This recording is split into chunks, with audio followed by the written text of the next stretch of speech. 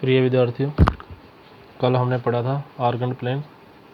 आज का टॉपिक है हमारा पोलर फॉर्म या representation of a complex number. हमें एक कॉम्प्लेक्स नंबर दिया है ए आयोटा बी। अब हम इसको प्लेन के तौर पे कैसे रिप्रेजेंट करेंगे, तो इसकी पॉइंट क्या बनेंगे ए और बी। तो हमने यहाँ से ये ले लिया पी पॉइंट ए और बी, यहाँ से एक परपेंडिकुलर ड्रा कर लेंगे। ये ओ हो गया हमारा, ठीक है, ये ओ हो गया, इसको पी मान लिया, इसको एम मान लिया। ये एंगल हमारा थीटा होगा, ठीक है। तो क्या है, ये X dash X Y Y dash. आगे है, हम बताएंगे कि पी एम परपेंडिकुलर है ओ एक्स पर, पी एम परपेंडिकुलर है ओ एक्स पर। ओ एम ये किसकी इक्वल है, ए के, और जो पी एम है वो किसकी इक्वल है, बी के, ठीक है। अब ये राइट एंगल ट्रायंगल बन गई, और जो ओ पी है वो हम आर के इक्वल लेंगे। किसकी इक्वल लेंगे, आर के इक्वल लेंगे, ठीक है।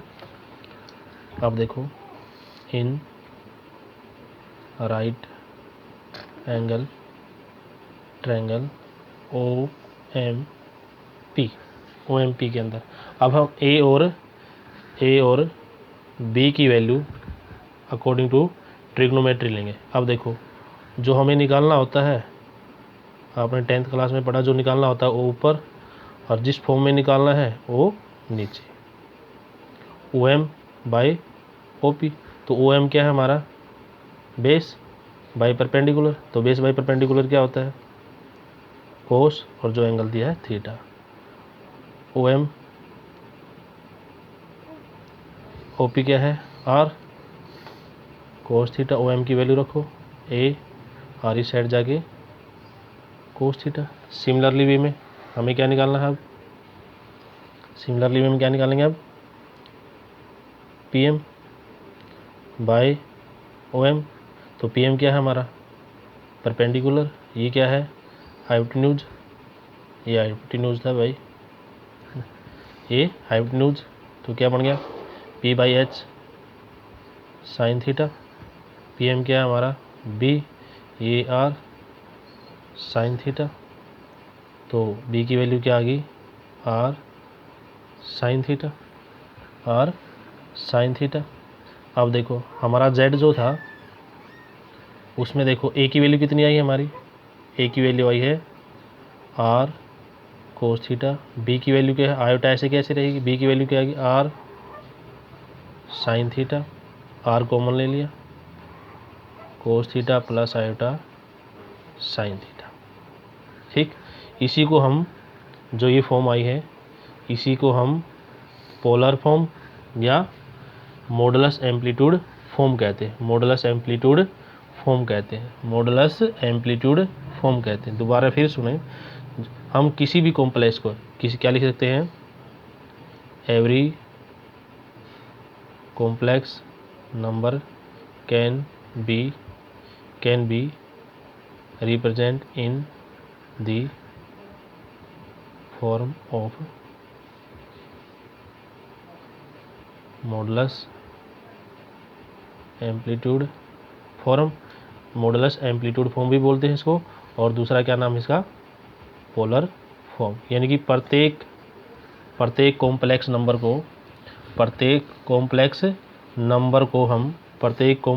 नंबर को हम इस फॉर्म में रिप्रेजेंट कर सकते हैं। तो क्या आ गया हमारा, z equal to R cos theta iota sine theta, इसको बोलते हैं पोलर फॉर्म या मॉडुलस एम्पलीट्यूड फॉर्म। तो हमारी जो राइट एंगल ट्रायंगल थी ओ एम पी, जो इस तरह से थी, ये ए था, ये बी था, ये आर था। तो by Pythagoras theorem in right angle triangle O M P में, तो क्या होगा, r square a square equal to b square by Pythagoras theorem.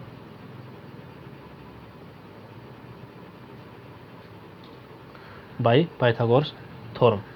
अब आर किसके इक्वल होगा, root a square equal to b square. तो ये आर क्या है हमारा, ये आर हमारा मॉडुलस है।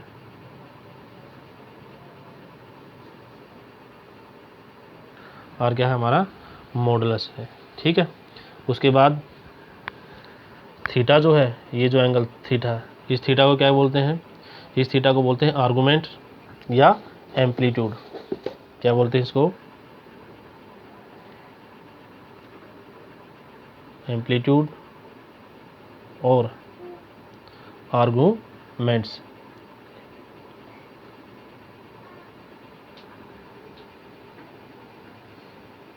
आर्गुमेंट्स ऑफ जेड, एम्पलीट्यूड या आर्गुमेंट्स ऑफ जेड। अब इसको लिखते कैसे हैं, इसको हम ए आर जी जेड लिख के भी रिप्रेजेंट कर सकते हैं और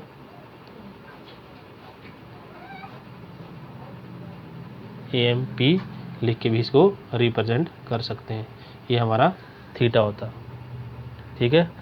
आर्गुमेंट्स ऑफ जेड या जो ये थीटा होता है, ये थीटा जो हमारा है ये क्या है, आर्गुमेंट्स या एम्पलीट्यूड ऑफ जेड, यानी कि इस कॉम्प्लेक्स नंबर का। ठीक है। उसके बाद इसको निकालते कैसे हैं, इसके निकालने का तरीका क्या है, टेंजेंट थीटा। टेंजेंट थीटा इसमें क्या बनेगा, M P by O M, यानी कि बी बाय ए। इसको क्या लिखेंगे, इमेजिनरी पार्ट ऑफ जेड, और ये क्या है, रियल पार्ट ऑफ जेड। ठीक है। अब ये थीटा की जो वैल्यू होती है, जो थीटा की वैल्यू है, ये थीटा की वैल्यू किस किस के बीच में लाई करेगी, ये थीटा की जो वैल्यू है ये -पाई से +पाई के बीच में लाई करेगी। इसके बारे में हम नेक्स्ट वीडियो में बताएंगे। तो इसको क्या कहते हैं,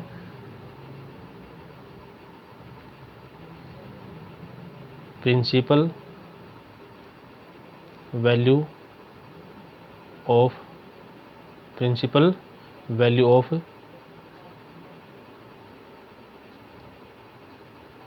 ट्यूड या प्रिंसिपल आर्गुमेंट्स। प्रिंसिपल थीटा को क्या कहते हैं, जो ये थीटा है जो इसके बीच में लाई करता है, तो ये हमारा ये जो वैल्यू है ये क्या कहलाएगी, प्रिंसिपल आर्गुमेंट्स या principal value of the amplitude. Thank you, have a nice day. ये क्या कहलाएगी, principal value of the amplitude या प्रिंसिपल आर्गुमेंट।